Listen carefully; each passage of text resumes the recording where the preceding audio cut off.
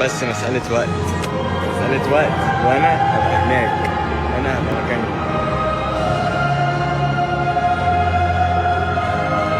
كمان 4 سنين هبص على الفيديو ده وافتكر. كان يحلم بها هذا الشاب، وإن شاء الله في دورات قادمة ما زال صغير السن يكون التتويج بما بالمعهد معهد ما شاء الله عليك النفيس.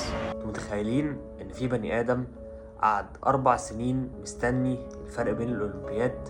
ال4 سنين دول ما بيفكرش في حاجه غير ان هو عايز يقف في المكان اللي هو شاور عليه ده، اشتغل على نفسه، عامل خطه. بني ادم بجد محترف، دي عقليه المحترف.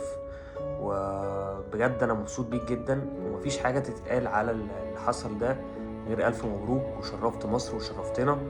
نموذج قوي جدا للشباب، وانا شخصيا اتعلمت منه، وربنا معاك والله.